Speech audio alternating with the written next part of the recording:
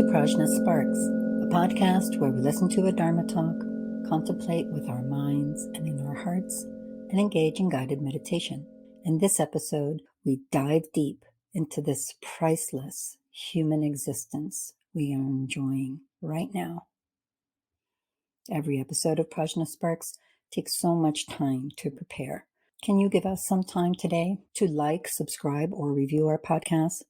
Alongside your own practice, this is the best possible offering, as it helps us to bring the Dharma to new listeners.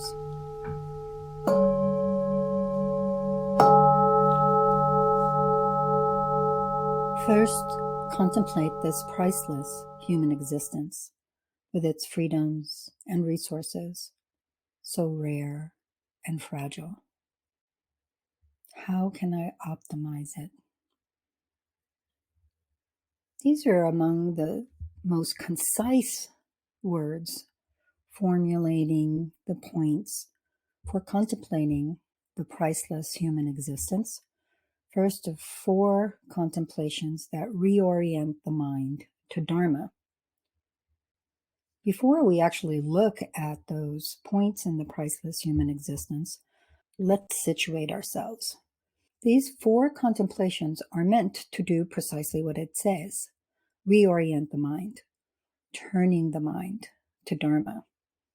These are contemplations we are meant to engage experientially in meditative inquiry to bring a new perspective on our lives and where we invest our time, our energy, and our trust in the endeavor to find a way to be really happy and really not suffer. Those are the bottom lines for beings. We all want to be really happy. And by really happy, I mean enjoy our life, our situations in such a way that it doesn't fall away, that it doesn't turn into something else, that we don't have to be worrying while we're happy how long it will take or what will cause it to end. And not suffering means not even fearing that the slightest hint of pain or disappointment or loss or powerlessness will taint our experiences of happiness. All 4 of these contemplations are embedded in the context of disabusing ourselves of the idea that samsaric experience is somehow hiding a secret that allows us to be really happy and really not suffer, and we just haven't found it yet. This is at the core of the Buddha's teachings, the sense that samsara is difficult. It's difficult when we're in the middle of pain, disease, or grief, and it's difficult even when we're riding high and things are going well.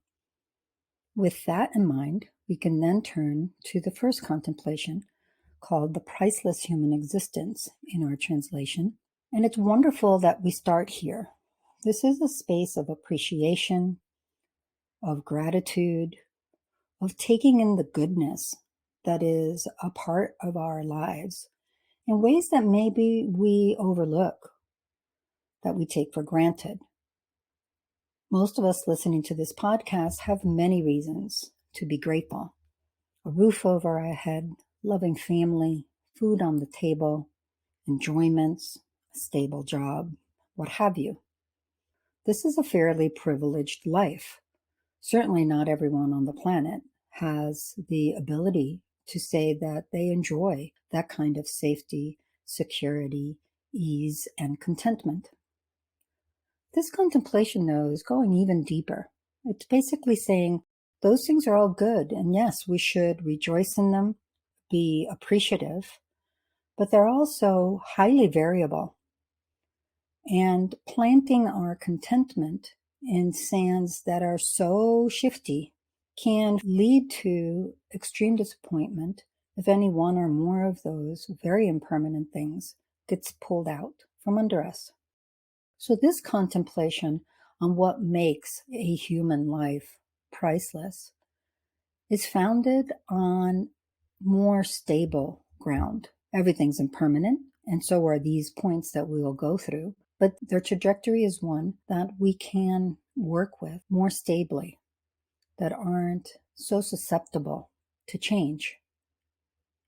This makes them even more basic than the kinds of things that we usually feel gratitude for, and we might not even think about it this way. For example, when this line says a priceless human existence with its freedoms and resources, this is referring to what are called the 8 freedoms and 10 resources. Freedoms are also sometimes translated as the 8 leisures or the 8 opportunities and the like. It refers to being free of various states that make it very difficult, if not impossible, to encounter the Dharma and to understand and practice it, even if we did. The first 4 of these 8 freedoms refer explicitly to non-human states. Freedom from being born as a hell being, as a hungry ghost, as an animal, or as a celestial being. And if we're not quite sure where we stand on these realms within samsara, we could be put off by these 8 freedoms. In other words, why does it matter if we're free from something we're not entirely sure exists in the first place? Just like every other aspect of the Buddha's teachings, there is always a way in. There's always an invitation to encounter the teachings in a way that connects with our experience. We can connect with these first 4 of the 8 freedoms expressly in the form of actual realms in samsara or metaphorically.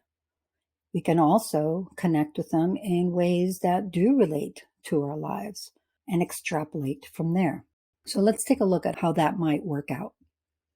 First of all, as to whether these realms exist or do not exist, one way to think about it is simply that none of these realms are meant to be described as physical places somewhere. Remember that samsara is characterized by dualistic misperception. Even the experiences we have around us now are not truly existent. And we can connect with that simply by understanding how subjectively we experience everything, even here and now. We think of the world as a place. We think of our home, our country, our city as a place, but they are an experience that's colored by your mind. The point of these 4 freedoms is that we are not caught in a dynamic where we are either too miserable to practice, such as in the examples of a hell realm, a hungry ghost existence, or the experience of animals, nor are we so blissed out that we couldn't care less, we couldn't be bothered to practice, such as in the celestial being examples.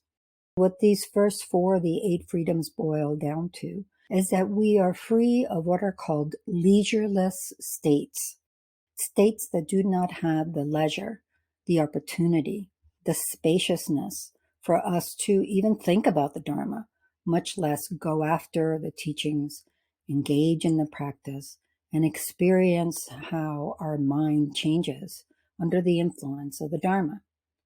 So these 4 of the 8 freedoms are very much about connecting with the freedom you have simply by virtue of not having states that are significant obstacles. Often we have a gratitude practice that highlights the things we can be grateful for in our lives. How often are you grateful for what you don't have in your life that would be an extreme impediment? That's what these first 4 freedoms are inviting us to do through the lens of a life that is able to access and engage the Dharma. Any state that serves as an obstacle to that is not free. It doesn't have the leisure or opportunity necessary to meaningfully engage with the Buddha Dharma. The next 4 of the 8 freedoms are similar in that respect. Also obstacles that get in the way of our experiencing the Dharma, even within human experiences. The fifth of the eight freedoms is not being born in basically a spiritual wasteland, a land that has no active presence of the Buddha Dharma, where we can encounter it and engage in the study and practice of the Buddha's teachings. In the past, there definitely have been places where the Dharma had not reached, or it can also be more intangible. Perhaps we live in a country where the Dharma exists, but because of our social milieu, it's not something that ever hits our radar. The sixth of the eight freedoms is being free of having wrong views. These are basically mistaken beliefs that either actively contradict the Buddha Dharma or prevent us from going farther into it, or having a bias or prejudice against the Buddha Dharma because of cultural ideas that have been handed down to us based on lack of religious tolerance. The seventh of the eight freedoms is being free of, at a time where a Buddha has not appeared. When we think of what science tells us about the age of the universe relative to the age of the planet, not to mention the amount of time humans have existed on the planet. The Buddha Shakyamuni lived and taught 2,600 years ago. This is a small fraction of the time in which humans were present on this earth, and an infinitesimal fraction compared to the age of the universe as a whole. The last of the eight freedoms has to do with being free of physical or mental states that present insuperable obstacles to engaging the Buddha Dharma. In the past, someone who was blind or deaf would have that kind of insuperable obstacle because technology wasn't there to support their special needs. Nowadays, it's not so much the case. There are other ways that people with physical challenges, different ways of sensing the world, can engage with the Dharma. We might be very clear-minded and sharp at the moment. Many illnesses, particularly as we age, can impact our capacity on a cognitive level. Being free of these situations such that we are mentally and physically able to engage the Buddha Dharma is the eighth of the eight freedoms. When we turn to the 10 resources, these are communal and personal riches, wealth that ensure that we have access to the Buddha Dharma. Remember when we're going through these contemplations that it's all about turning the mind towards the Dharma, towards liberation and Buddhahood as reliable sources of happiness, as opposed to continuing to delude ourselves that samsara is magically going to fulfill its false promises. These 10 resources in some ways mirror the 8 freedoms. If you're free of a challenging circumstance, you have the asset, the wealth or resource of its flip side. For example, the first is simply having a human birth. Being born human is considered a primary condition for awakening, precisely because we are free of leisureless states without the leisure or opportunity to encounter and practice a Dharma in a meaningful way. The second rich is being born in a spiritually vibrant land, as opposed to a spiritual wasteland. This means we have the opportunity to encounter the Dharma with ease. There are some places in the world, or even within a given country, particularly capital cities or places that become spiritual centers, where there is a plethora of spiritual teachings, community, retreat opportunities, and so forth. The third is the resources of having no physical or mental impediments that cannot be overcome to encountering the Dharma. This is very much like the freedom from having physical or mental challenges that are insuperable.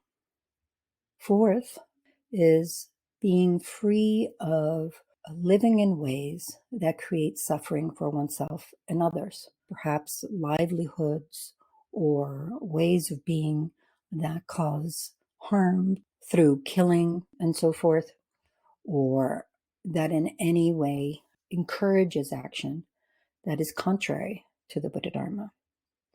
Fifth is having interest, trust, and faith on some level with respect to the Buddha Dharma. This means that we're not discounting it altogether, that we are willing to mature and grow with respect to our connection to the Dharma. These first 5 of the 10 resources are personal resources. They vary from individual to individual, and even in the course of a single life, you might find that you have differences in the strength of your trust in the Dharma, or how spiritually vibrant a place you may live, and so forth. The next 5 are communal resources, riches that are available as a function of the time and world in which we live, that anyone has access to, but may not take advantage of without the 5 personal resources being in play. First of the communal resources is that a teaching Buddha has appeared in this world.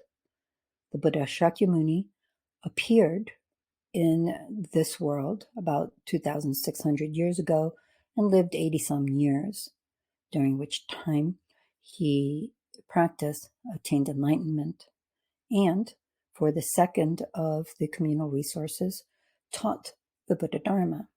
Not every realized being teaches, but we live in a time where a Buddha has realized enlightenment and has taught the path to that enlightenment.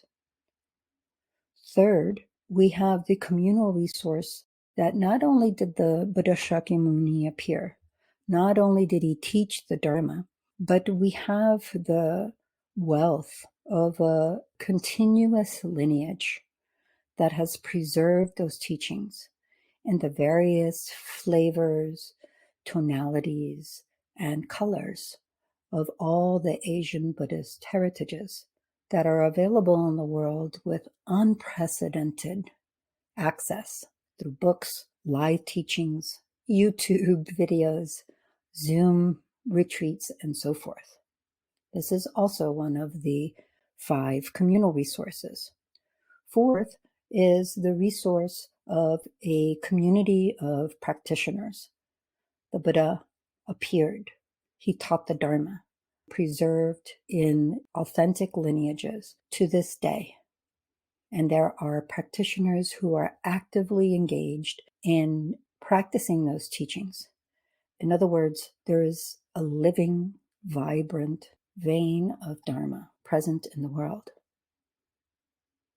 And the last of the 5 communal resources, the 10th of all the resources, is the availability of those who have the kindness to teach the Dharma. The Buddha lived many years ago. The lineage does make the teachings he presented available, and there are people who practice it, but without an individual that actually introduces us to the teachings, steps us through in some way, it is difficult for us to have as strong a connection to the teachings and the practice. So these are the 8 freedoms and 10 resources. To the extent that we have whatever measure of these 8 freedoms and 10 resources we find in our own heart and environment, our existence is priceless. It allows us to use our time in this life to cultivate the Dharma in our hearts so that we become a living receptacle of the Dharma, so that we become increasingly able to embody our true nature as Buddhas. This is what makes a human existence priceless.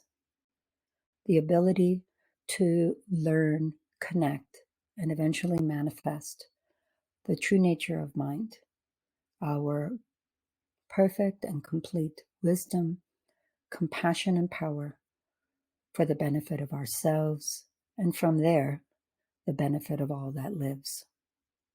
Now that's priceless.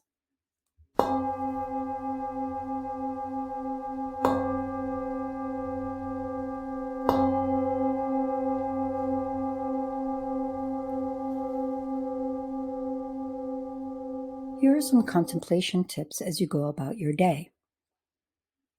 In addition to the 8 freedoms and 10 resources, we can consider how it's not so easy to have a human existence that is priceless.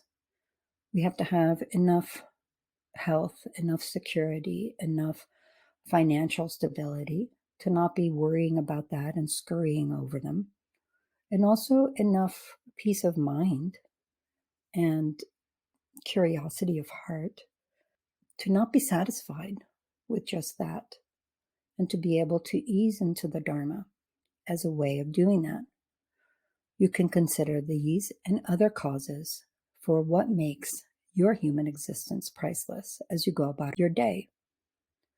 Another consideration is just the numbers.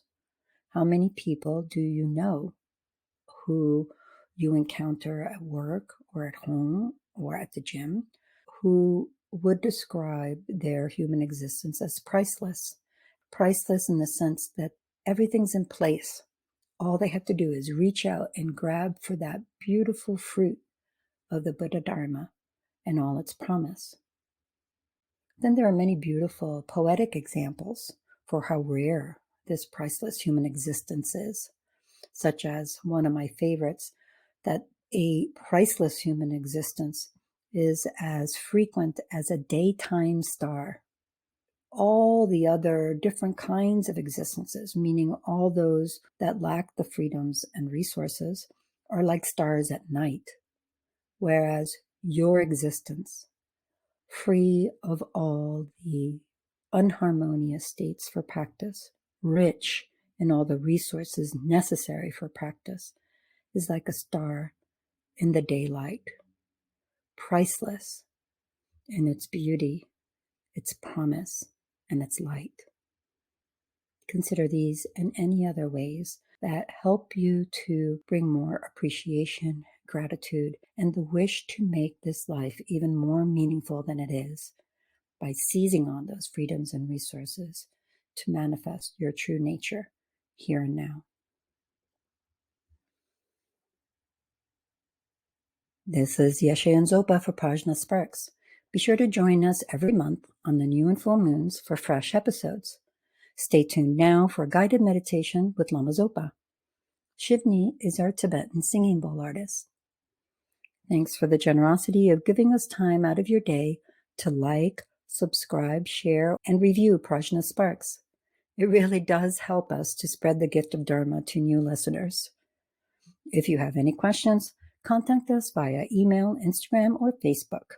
Check the episode notes for those links and for more resources on today's topic. Visit us on the web at prajnafire.com or follow us on Instagram and Facebook at PRAJNA SPARKS. Thank you for listening. May all beings benefit.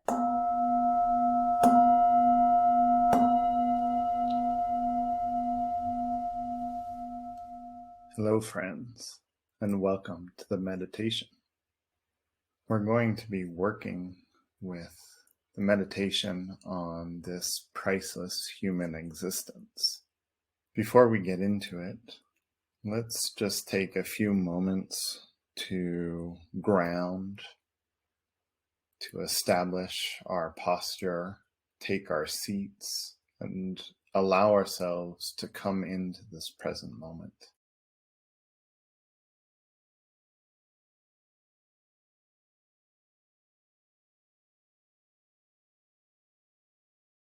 We can drop whatever busyness, whether it be mental, physical, or both,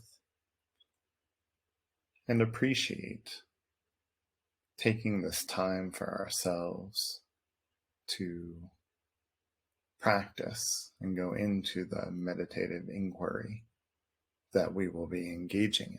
So take a few moments, Settle in, drop into your physical posture and the energy, and then let your awareness begin to settle into that beautiful, still balance of lucidity and stillness, where mind is clear, focused, one-pointed, and at ease.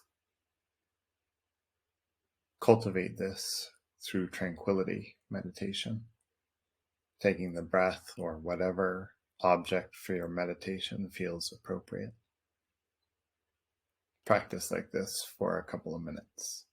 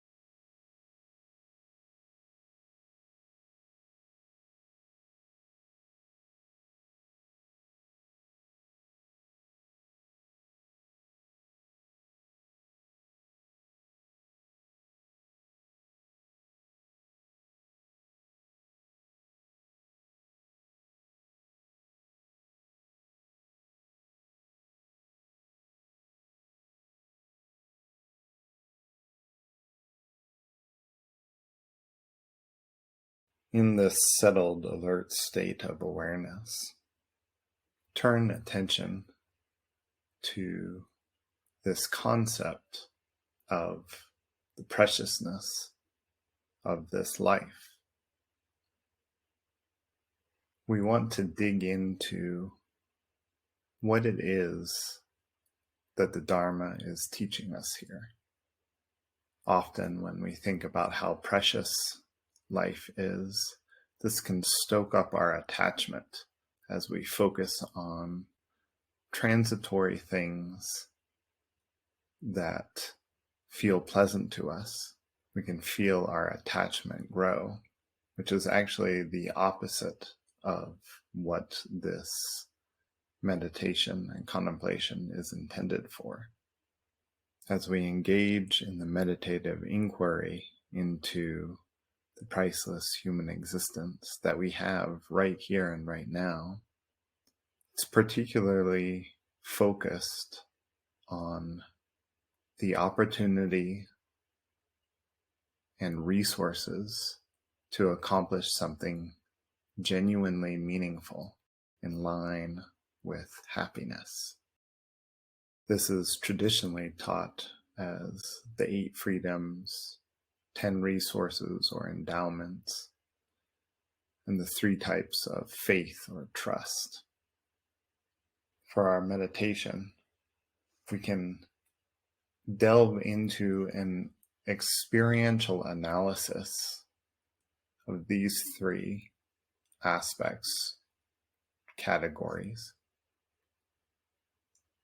not necessarily in their specifics, but more in our own immediate experience.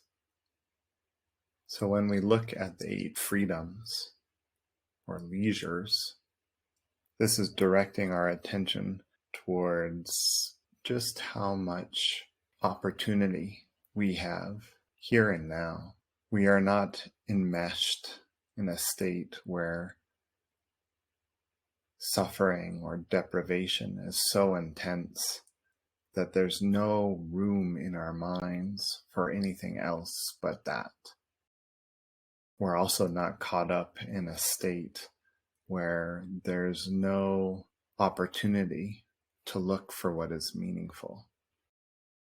Examine in your own experience how it is that this life, this moment, this day, here and now, that you are living and experiencing, provides you with this freedom to pursue what is meaningful. There's not so much obvious suffering that we're drowned in it. And there's not so much apparent pleasure and bliss that we have no motivation. Rather, this life, this time, we have that right balance that gives us enough freedom to pursue in our minds and in some aspect of our days the Dharma, the truth, digging behind the appearances that we experience. So spend a few moments here contemplating how your life, your days and time is this ever-present opportunity to find what is meaningful.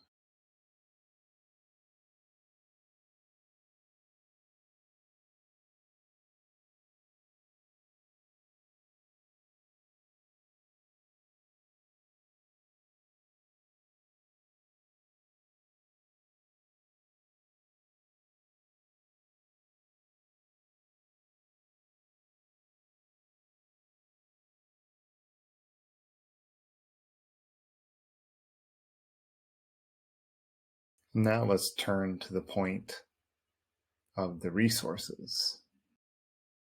In this life, we've been born in a time and a place where genuine teachings are present, where we have access to them, where we have not fallen into such negative actions that they would completely consume our minds because of their effects.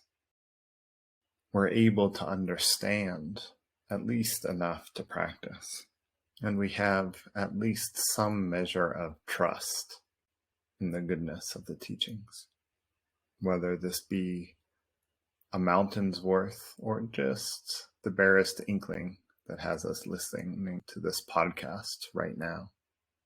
Whatever it is, it's fine. Not only that, but we're living at a time when the Buddha's teachings are available to us. There's still a lived tradition of those teachings being available, not only in the form of books and Dharma teachings, but in the form of continued lineage of blessing, beings who have been ordinary and confused, having taken up the Dharma, practiced it so much that it transformed their minds, revealing the true nature for them. And with that, of course, the immense compassion, wanting to share it. And this has continued down to this day, since the Buddha's time, so that there's this lived tradition of realizational Dharma available to us to learn from, to emulate, to take up for ourselves. This is the richness that we have available to us. So spend a minute or two here contemplating, examining, seeing how this fits with your life. If you get any glimpses of clarity, of knowing, of relaxing into the ease that comes of recognizing the preciousness of this opportunity, rest one-pointedly in that.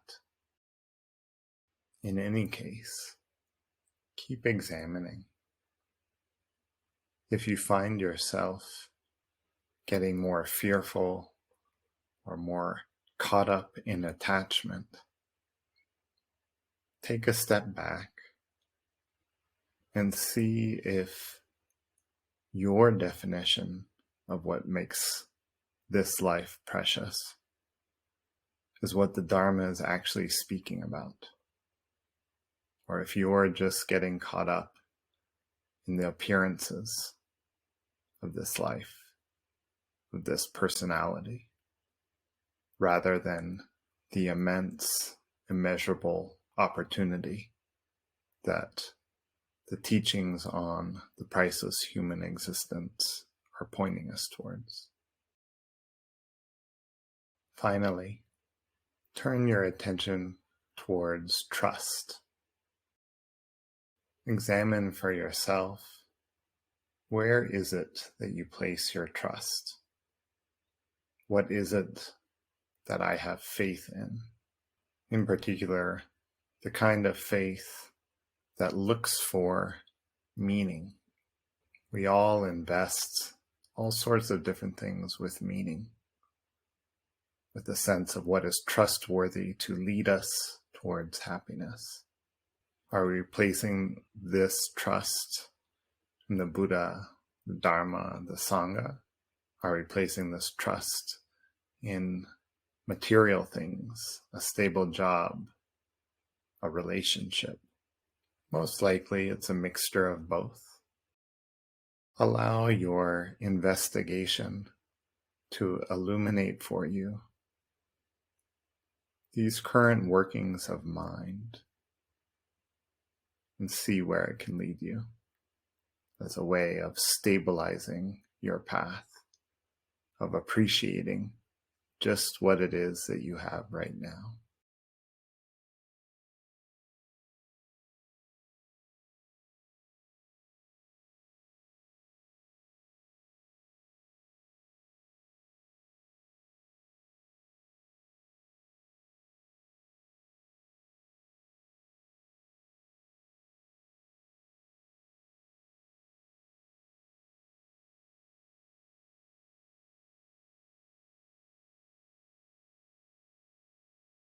Now let's take whatever goodness has come from this practice and share that merit, that power with all beings,